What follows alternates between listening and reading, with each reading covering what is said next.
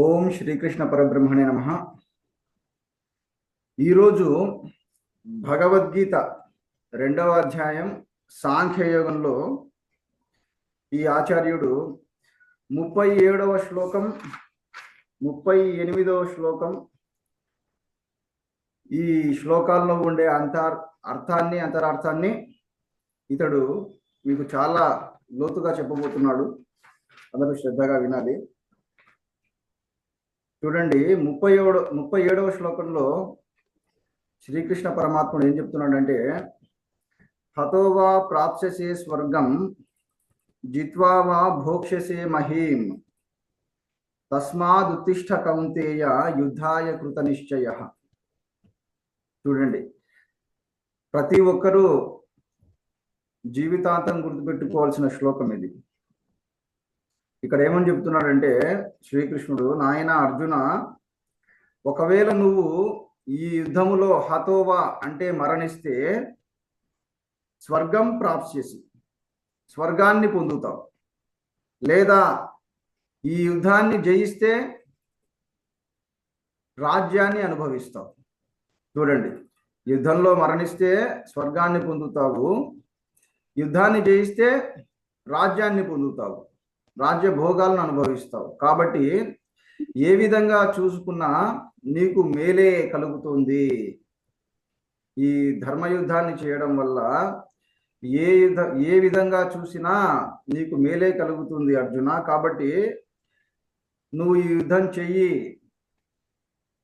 తప్పకుండా చేసి తీరాల్సిందే అని శ్రీకృష్ణుడు చెబుతున్నాడు. వింటున్నారా? అయితే ఇది సామాన్యమైన అర్థం. ఇందులో గొప్ప అంతరార్థం కూడా ఉంది. ఏమిటది అంతరార్థము? సాధకుడు. అంతరార్థం అనగానే మనకు అన్వయించుకోవాలి. మనమంతా ఎవరము?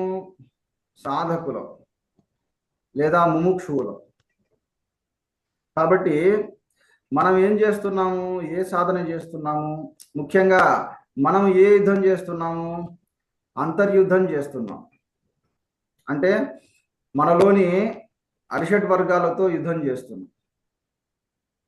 మనలోని కామ, క్రోధ, లోభ, మోహ, మదమాత్సర్యాలతో, మనలోని అహంకార, మమకారాలతో ప్రతి క్షణం యుద్ధం చేస్తూనే ఉన్నాం. కాబట్టి మరి ఈ యుద్ధంలో మనం మరణిస్తే, మధ్యలోనే మరణిస్తే అప్పుడేమవుతుంది? మనలాంటి సాధకులకు తప్పకుండా ఉత్తమ గతి అనేది ఉంటుంది, లేదా ఉత్తమ జన్మ అనేది ఉంటుంది. ఈ పాయింట్ రాసుకోండి. యోగ సాధకులు లేదా ఆత్మ సాధకులు వారి సాధనలో మధ్యలోనే మరణించినా వారికి ఉత్తమ జన్మనే ఉంటుంది. అంటే ఈ జన్మ కంటే కూడా అతి గొప్ప జన్మ ఉంటుంది. అంటే దాని అర్థం ఏమిటి? ఈ జన్మలో మీరు మీ సాధనను ఎక్కడి నుంచి అయితే వదిలిపెట్టారో తరువాతి జన్మలో అక్కడి నుంచే మొదలు పెడతారు. అది కూడా రెట్టింపు పట్టుదలతో మొదలు పెడతారు. ఈ పాయింట్ కూడా రాసుకోండి. ఇది అద్భుతమైన విషయం. ప్రతి ఒక్క సాధకుడు ఆనందించేటటువంటి విషయం, పరమానంద స్థితుడయ్యేటటువంటి విషయం. ఇది నేను చెప్పేది కాదు. ఈ విషయాన్ని కూడా భగవద్గీతలో భగవంతుడు చెప్పాడు. ఎక్కడ? 6వ అధ్యాయంలో వస్తుంది. అర్జునుడు అడుగుతాడు కదా, హే కృష్ణ, నువ్వు చెప్పే ఇంత గొప్ప యోగ స్థితిని సాధించకుండానే సాధకుడు మధ్యలోనే మరణిస్తే అలాంటి వాడి పరిస్థితి ఏమిటి? అతడు ఉభయభ్రష్టుడు అవుతాడా? అంటే ఇటు సంసార సుఖాలకు దూరమై అటు ఆత్మస్వరూపానికి దూరమై ఉభయభ్రష్టుడు అవుతాడా? లేక ఏమిటి? అలాంటి సాధకుడి పరిస్థితి ఏమిటి అని అర్జునుడు అడుగుతాడు కదా. అప్పుడు శ్రీకృష్ణుడు ఏమని చెప్తాడు? నిజంగా చాలా అద్భుతమైన సమాధానం ఇస్తాడండి. ఇంకా చెప్పాలంటే ప్రతి సాధకుడికి ధైర్యాన్ని ఇచ్చేటటువంటి మాట చెబుతాడు. ఏమిటంటే పార్థ నైవేహ నాముత్ర వినాశ తస్య విద్యతే నహి కళ్యాణకృత్ కశ్చిత్ దుర్గతిం తాత గచ్చతి అంటాడు. చూడండి నాయన అర్జున, మంచి మార్గంలో ప్రయాణం చేసేటటువంటి సాధకుడికి దుర్గతి అనేది ఉండదు. అలాంటి సాధకుడికి ఉత్తమ గతే ఉంటుంది. అంటే అతడు మరణించిన తర్వాత కొంతకాలం పాటు స్వర్గలోకంలో సుఖాలను అనుభవించి తర్వాత మళ్ళీ పుడతాడు. అయితే ఈసారి ఎలాంటి వారి కడుపులో పుడతాడు? శుచీనాం శ్రీమతాం గేహే. తర్వాతి జన్మలో శుచివంతుల ఇంట్లో, ధనవంతుల ఇంట్లో పుడతాడు. ఇక్కడ శుచి అంటే భగవద్భక్తి. కాబట్టి తల్లిదండ్రులు గొప్ప భక్తి కలిగిన వాళ్ళై ఉంటారు. అలాంటి వాళ్ళ కడుపున ప్లస్ ధనవంతులై ఉంటారు. అటువంటి ఇంట్లో, అలాంటి వాళ్ళ ఇంట్లో పుడతాడు. పుట్టి ఇంతకు ముందు జన్మలో ఎక్కడైతే సాధన ఆపాడో అక్కడి నుంచి ఈ జన్మలో రెట్టింపు పట్టుదలతో ఇంకా సాధనను కొనసాగిస్తాడు. కాబట్టి చెప్పండి, అటువంటి జన్మ తప్పకుండా ఉత్తమ జన్మనా కాదా? చెప్పండి, చెప్పండి.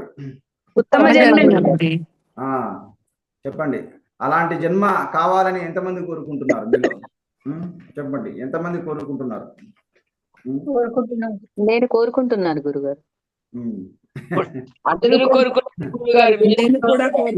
కోరుకుంటున్నారు. సరే, కోరుకోండి, కోరుకుంటూనే ఉండండి, పర్వాలేదు. కనీసం గుడ్డి కంటే మెల్ల మేలు అన్నట్లు కనీసం అదైనా కోరుకోండి. కానీ మీరు నిజంగా తత్వాన్ని అర్థం చేసుకొని జీవిస్తూ ఉంటే ఏంటంటే మీకేమని తెలుస్తుందంటే, చెప్పాను కదా, నా జాయతే. నాయన కాదమ్మా, దయచేసి వినండి. నా జాయతే కదాచిత్ అహం నా జాయతే. నేను ఎప్పుడు పుట్టనే లేదు. రాసుకోండి, ఈ పాయింట్ మాటికి మర్చిపోతున్నారు. ఇతడు చెప్పేది శ్రద్ధగా వినండి, ఆచార్యుడు చెప్పేది శ్రద్ధగా వినండి. పుట్టలేదు, నేను అనే స్ఫురణ పుట్టలేదు. ఈ శరీరము మనస్సు మాత్రమే పుడుతూ ఉన్నట్లు కనిపిస్తున్నాయి. కనిపించి మిమ్మల్ని లాగుతున్నాయి, వాటి మాయలో పడేస్తున్నాయి. అంటే నిజంగా మీరే పుట్టారు అనే మాయలో పడేస్తున్నాయి. అందువల్ల ఏమవుతుంది? ఇంకా నేనే అనుభవిస్తున్నాను, నేనే కష్టాలు అనుభవిస్తున్నాను, నేనే వెట్టి చాకిరీ చేస్తున్నాను, నేనే చావలేక చస్తున్నాను. ఇన్ని రకాలుగా మాయ మిమ్మల్ని ఆడిస్తూ ఉంది. దీనికి మూల కారణం ఏమిటి? నేను పుట్టాను అనేటటువంటి అజ్ఞానం. అది పోవాలి నాయన. పోవాలంటే మీరు ప్రతి క్షణం, అనుక్షణం మీరు ఆ స్థితిలో ఉండాలి, సాక్షి స్థితిలో ఉండాలి. మిమ్మల్ని మీరు గమనించుకుంటూ ఉండాలి, అహం స్ఫురణలో ఉంటూ ఉండాలి. లేకపోతే ఎంత విద్య విన్నా, ఎంత సత్సంగం విన్నా వృధా అయిపోతుంది. కానీ మీరు నిరుత్సాహపడకండి. ఎందుకంటే కొన్ని కోట్ల మందిలో ఏ కొందరికో ఈ స్థితి ఈ జన్మలోనే అనుభవానికి వస్తుంది. ఏ స్థితి? నేను పుట్టనే లేదు. మరి మీకు అయితే గురువు గారు నాకు అది అనుభవానికి రావడం లేదే అని మీరు నిరుత్సాహపడకండి. అప్పుడు మీరేం కోరుకోవాలి? ఉత్తమ జన్మను కోరుకోవాలి. అంటే ఈశ్వరా, ఈ జన్మలో కంటే తర్వాతి జన్మలో అయినా నాకు ఆ స్ఫురణను గట్టిపడేలా చెయ్యి. ఏ స్ఫురణను? నేను పుట్టనే లేదు అనేటటువంటి స్ఫురణను బలపడేలా చెయ్యి అని కోరుకోండి. అప్పుడు తప్పకుండా ఈశ్వరుడు అనుగ్రహిస్తాడు.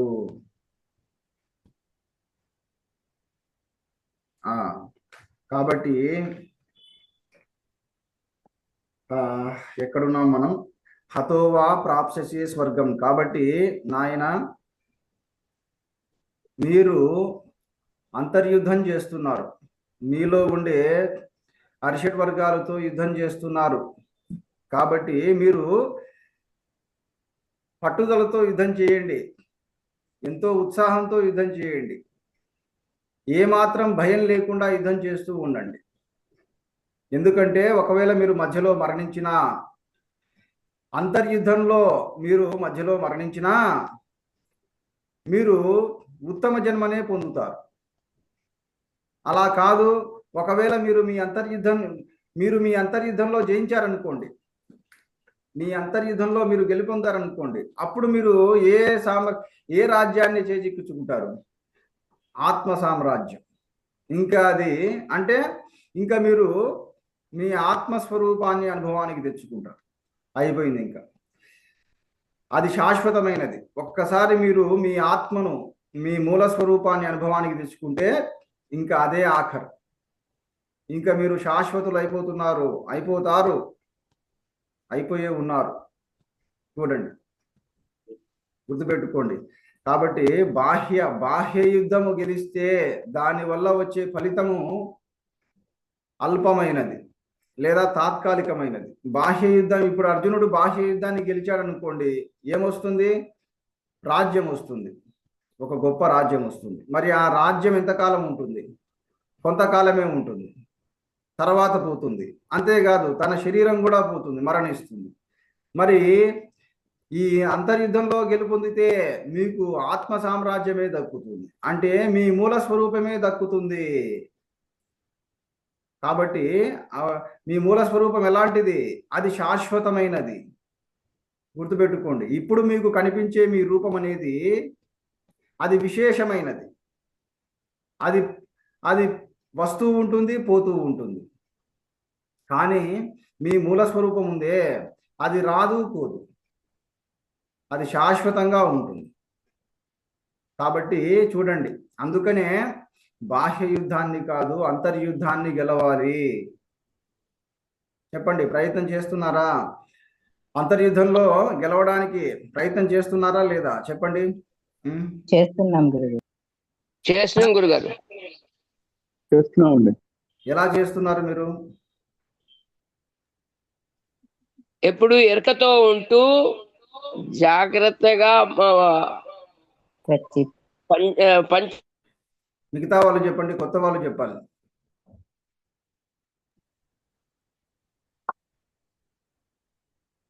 కొత్త వాళ్ళు చెప్పండి, అన్మ్యూట్ చేసి చెప్పండి. నేను అనే స్ఫురణలో ఉంటూ సాక్షిగా సింపుల్ గా చెప్పండి అమ్మా. నేను చెప్పాను కదా, సింపుల్ గా మీరు చెబితే సామాన్యుడికి కూడా అర్థం అవ్వాలి, అలా చెప్పాలి.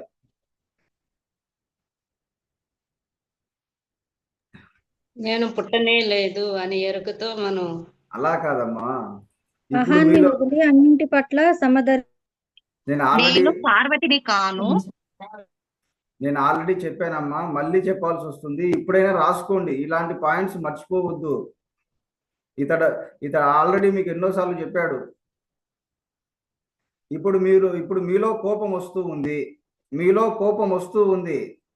అది మీ కంట్రోల్లోకి రావాలంటే ఎప్పుడు వస్తుంది? ఆ కోపాన్ని సాక్షిగా చూస్తూ ఉన్నప్పుడు. మీలో కామము పైకి వస్తూ ఉంది, అది మీ కంట్రోల్లోకి ఎప్పుడు వస్తుంది? ఆ కామాన్ని సాక్షిగా చూస్తూ ఉన్నప్పుడు. మీలో బాధ కలుగుతుంది, విపరీతమైన బాధ పైకి వస్తుంది, అది మీ కంట్రోల్లో ఎప్పుడు వస్తుంది? చెప్పండి. చూడండి అయ్యా, సాక్షిగా చూడండి అయ్యా. ఎందుకయ్యా సాక్షిగా చూడలేక అతుక్కుపోతున్నారు? వెంటనే అతుక్కుపోవడం, చితికిపోవడం, ఇదే జీవితం. అతుక్కుపోకండి, ఇకనైనా అతుక్కుపోకండి. మీ మనస్సులో పైకొచ్చే ఉద్రేకాలకు అతుక్కుపోకండి, మీ మాటలకు అతుక్కుపోకండి, మీ చేష్టలకు అసలే అతుక్కుపోకండి. ముఖ్యంగా నేనే అందరికంటే గొప్ప అనే అహంకారానికి ఏమాత్రం అతుక్కుపోకండి.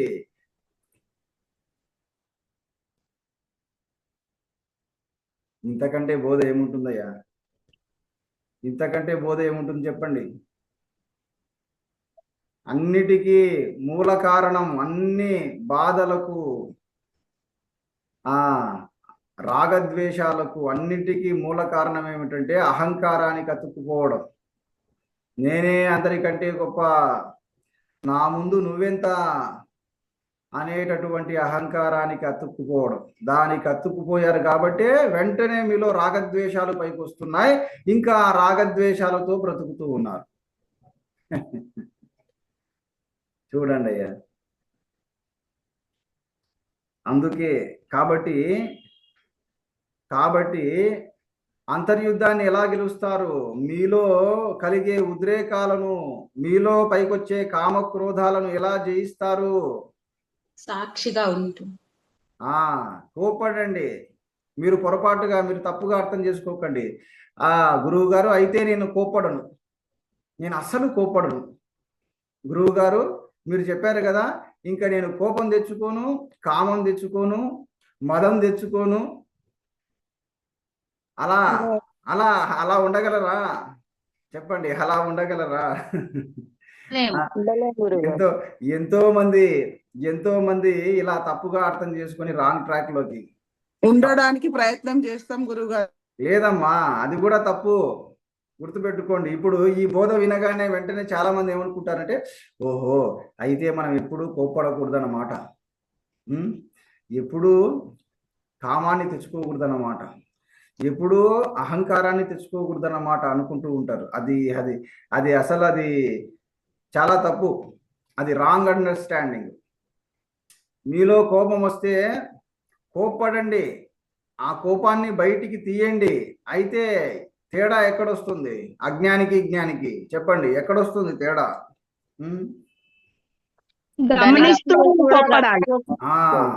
అది అది అది మీకు ఇంకా అర్థమయ్యేలా చెప్పాలంటే, మీకు ఇంకా అర్థమయ్యేలా చెప్తాను చూడండి. ఇప్పుడు ఒక తండ్రి ఉంటాడు. ఇప్పుడు ఒక పిల్లవాడితో తన తండ్రి ఆడుకుంటూ ఉంటాడు. ఏది?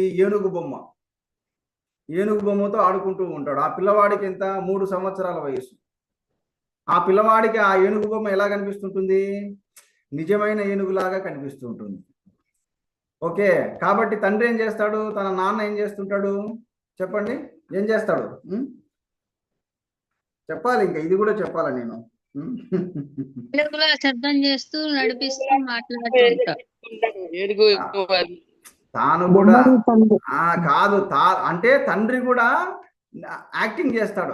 అది నిజమైన ఏనుగే. అవును నాన్న, చూడు నాన్న, అమ్మా ఎంత, ఎట్లా చూడరా ఎట్లా పోతుందో ఏనుగు, అమ్మా ఏనుగు చూడు ఎంత ఎలా అరుస్తుందో ఏనుగు చూడండి. అంటే అది నిజమైన ఏనుగనే తన పిల్లవాడి ముందు చేష్టలు చేస్తూ ఉంటాడు. అంత మాత్రాన అతడు మాయలో పడినట్లా? చెప్పండి, మాయలో పడ్డట లేనట్లా? చెప్పండి. పడనట్టు. అది అంటే ఆయన ఆ ఏనుగు బొమ్మతో ఎలా ఆడినా కూడా తన మనస్సులో ఇది బొమ్మే కదా అనేటటువంటి స్ఫురణ ఆయన మనస్సులో స్పష్టంగా ఉంటుంది. వింటున్నారా? అలాగే ఇప్పుడు కోపం, మీలో పైకొచ్చే కోపం అనేది ఒక బొమ్మ అనుకోండి. అది అర్థమైందా? ఎలా అయితే తండ్రి ఏనుగు బొమ్మతో తన పిల్లవాడితో ఆడుకుంటూ ఉంటాడో, ఆ విధంగా మీలో పైకొచ్చే కోపముతో, కామముతో, మదముతో ఆడుకుంటూ ఉండండి. అది కాబట్టి అంటే వాటికి అతుక్కుపోకండి, సాక్షిలా వాటిని గమనిస్తూ కోప్పడండి. కోపం వస్తూ ఉంటుంది. మీరు చేయండి, మీరు ప్రాక్టీస్ చేయండి. మీరు సాధన చేయకపోతే ఎంత చెప్పినా అర్థం కాదు. మీరు ప్రాక్టీస్ చేస్తే అప్పుడు ఇతడు చెప్పింది ఎంతవరకు కరెక్టా కాదని మీకు తెలుస్తుంది. ఈ విధంగా ఇంతకు ఇదంతా ఎందుకు చెప్తున్నాను? అంతర్యుద్ధాన్ని ఎలా జయించాలో ఆ మెలకువ చెప్తున్నాను. అది ఇంకా చెప్పాలంటే ఒక మంచి ఆయుధాన్ని ఇచ్చాను మీకు, ఒక మంచి ఖడ్గాన్ని ఇచ్చాను. కాబట్టి ఈ ఖడ్గముతో భగవద్గీతలో వస్తుంది. ఇది ఎక్కడొస్తుంది? అసంగ శస్త్రేణ దృఢేన చిత్వా. చెప్పండి ఒకసారి శ్లోకం. అసంగ శస్త్రేణ దృఢేన చిత్వా. చెప్పండి అయ్యా, చూసేనా చెప్పండి. ముందు ఫస్ట్ ఏముంటుంది అది? తస్మాత్ జ్ఞాన సంభూతం. అది 15వ శ్లోకంలో పురుషోత్తమ ప్రాప్తి యోగంలో ఊర్ధ్వమూలం అధశాకం అశ్వత్థం ప్రాహురవ్యయం. దాని శ్లోకం, ఆ శ్లోకం తర్వాత అధశోర్ధ్వం ప్రసృతాస్తస్య శాఖాః విషయ ప్రవృద్ధాః. తర్వాత కరెక్ట్, అద్భుతం. ఎవరమ్మా చెప్పింది? ఉషారాణి గారు. నరూపమస్యేహ తథోపలభ్యతే. సంప్రతిష్ట అశ్వత్థమేనం సువిరూఢమూలం అసంగ శస్త్రేణ దృఢేన చిత్వా. చూడండి, అది అక్కడ ఏం చెప్తున్నారంటే, నాయన ఈ సంసార వృక్షం అనేది అది దానికి అసలు నిజానికి రూపం అనేది లేదు. అలా అని చెప్పి అది లేదనుకోకండి, అది ఉంది. సంసార వృక్షం అనేది ఉంది. అది ఎప్పటికప్పుడు మిమ్మల్ని పట్టి లాగుతూ ఉంది. మరి ఆ వృక్షాన్ని మీరు ఎలా సంహరిస్తారు? ఏమిటా ఆయుధం? అసంగ శస్త్రం. అసంగ శస్త్రం అంటే ఇదే సాక్షి స్థితి. అంటే మీలో ఎమోషన్స్ పైకి వస్తుంటాయి, కానీ వాటికి అంటుకోకుండా సాక్షిగా గమనిస్తూ ఉంటారు. చూడండి అయ్యా, అందుకనే అంతరార్థాన్ని తెలుసుకోవాలి. లేకపోతే ఊరికే బట్టి కొట్టి వదిలేస్తే ఏ ప్రయోజనం ఉండదు. అర్థమైందా? అసంగం అంటే అంటుకోకుండా ఉండడం.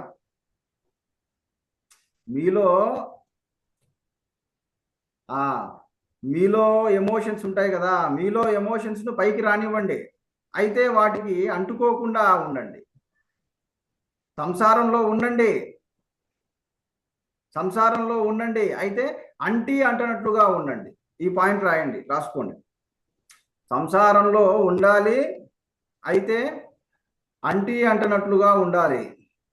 ఎలా ఉండాలి? ఇంకా చెప్పాలంటే తామరాకుపై నీటి బిందువులాగా అంటనట్లు ఉండాలి.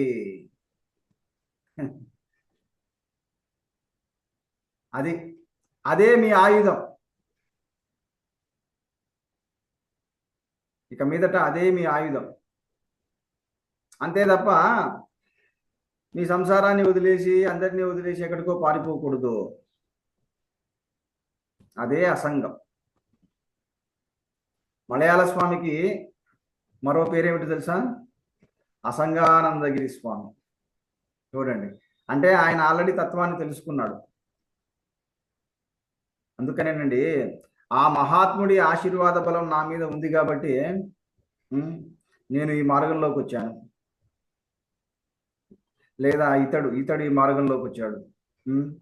కాబట్టి గుర్తుపెట్టుకోండి. ఏమి గుర్తుపెట్టుకోవాలి?